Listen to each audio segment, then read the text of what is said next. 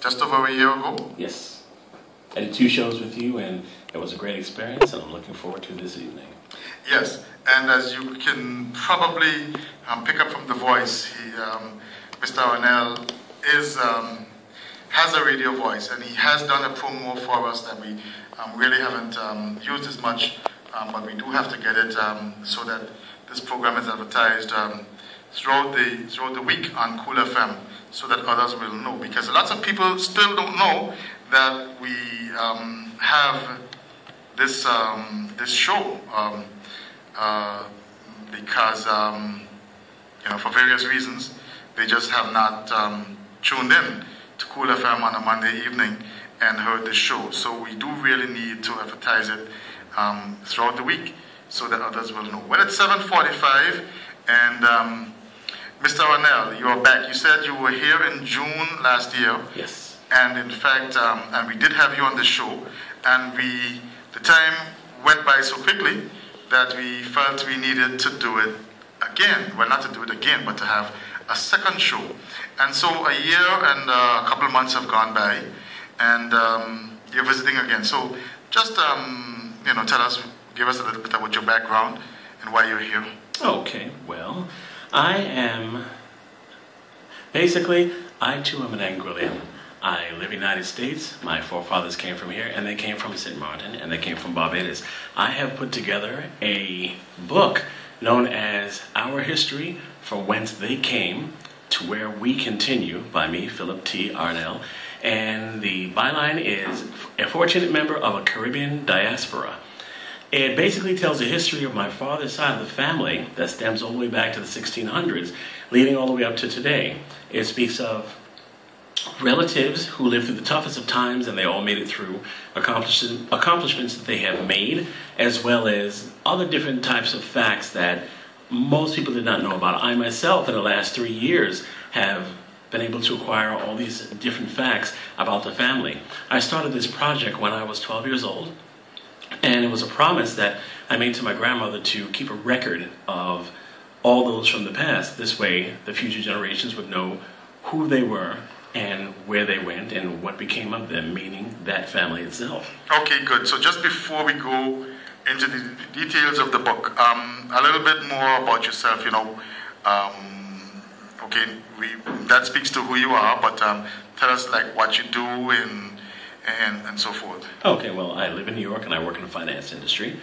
I grew up as a child performer, and I still do some little entertaining from time to time whenever I go on vacation, performing at different venues. I'm also a singer. So have you been singing since you've been here? I did, as a matter of fact. I did a little karaoke for some fun the other day. Okay, all right. And you're still alive, so I guess they didn't stone you off the stage? No, actually, it was pretty good. They threw food at me, but I was able to catch that and use it as groceries, so I was able to save a couple of bucks this week. Okay, and you also gathered from that he's also quite humorous. He attempts to be quite humorous at times. Okay, now Philip, you said your name is Philip T. Arnell. Yes. The T is so special that you didn't elaborate on that. What does the T stand for? It stands for Timothy, or for some, terribly funny. Okay, so you're really serious. Your middle name is Timothy. My middle name is Timothy. Okay, and that just may be one of the reasons why you and I have developed this friendship over the not so long ago. Right. Right. But I don't think that at the time when I got in touch with you, or you contacted me, I think first, that we knew that you knew that I was Timothy, but I didn't know that you were Timothy, because your log, which is online, just said Philip Arnell. Right. Okay. Okay. Well, so you're here in Anguilla, and let me pause at this time to say welcome to your lovely wife who's sitting next to you. We were hoping that this evening would be the radio debut of Paula Arnell, but she is so shy that even though she's in the radio studio, she's not on TV. She's shy to not be seen. She's shy and she's holding down her head, but she has a beautiful smile. So Paula is also visiting with you, and welcome back to Anguilla, Paula. Okay, well, we did hear you. We did hear that whisper. That was it. That was the radio debut of Paula Arnell, the wife of Philip Timothy Arnell. Now, okay. Now, all jokes aside, because this is serious radio time here, and this is conversations, and conversations really is, like I said, it's talk between two or more persons, and in this case, it's two persons and a very silent support for Mr. Arnell, who is my radio guest. Now, so you live in New York. Now, before we get into the details of the book, you mentioned the word diaspora. Yes. Diaspora, some people call it diaspora, diaspora. Tell us a little bit about what you interpret by that word and how this plays into your life and will come out in your book when it is published. Okay, well, diaspora, the layman's terms of the description is someone who is from one culture but another country. You're raised in that culture, but at the same time you adapt to the culture that is your surroundings. I grew up in American culture, but in my own home it was Caribbean culture that was practiced.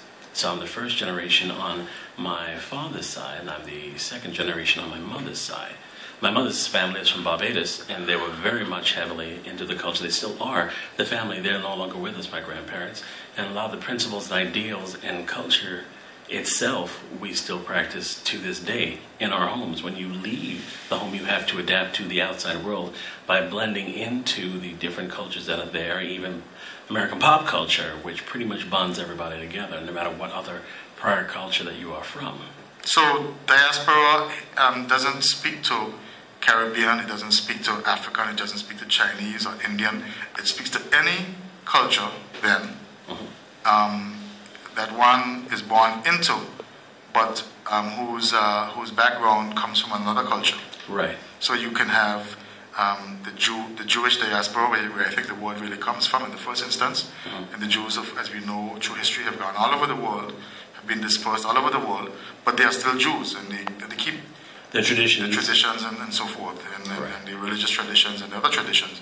And so too, we are learning, in your case, of the Caribbean diaspora, and there must be hundreds of thousands and perhaps millions of Caribbean persons who live in the United States, who live in England, and who live all over the world, and who will have brought something from the Caribbean into that culture into which they live. And they not necessarily have to be born in that new culture either. They may have just moved. Right. But they're part of. So we have an Anguillian diaspora in New York, in New Jersey, in the U.S. Virgin Islands, is nearby St. Martin.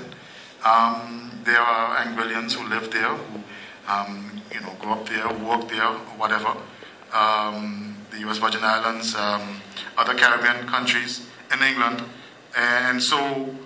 But in your case, you consider yourself to be of a Caribbean diaspora. Yes.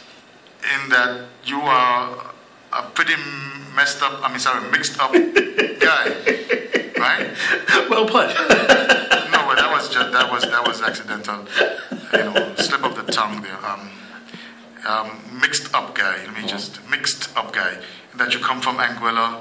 I mean, your full parents come from Anguilla, St. Martin, Barbados, and other countries as well. Right. And of course, if you go further back, then you've got Africa, Europe, etc. Right. Yes. So you're a pretty mixed up guy. But messed up. Same thing. Okay. And so am I, and so is just about everybody who's in here, because really and truly, when you go back, there are very few indigenous peoples in this part of the world. Now, I would have to be very careful when I say that, because when I look at Paula, I can see evidence. Paula is from Guyana, and I've met her mother, who is Amerindian. Is she pure Amerindian, Paula? Is your mother pure Amerindian? No. No, she isn't. Oh my God, she spoke again. Okay, but she's half Amerindian.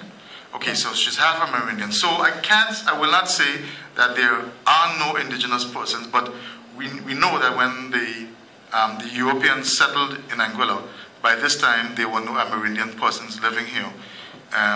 There were Carib attacks, Amerindian attacks on the various islands, but there is no historical evidence of them living here at the time. They used to live here before. I mean, there was a lot of evidence of Amerindian, pre-Columbian, Arawak, call them Taino, call them what we may, persons living here in Malaohana, before there was a place named called Anguilla by Europeans.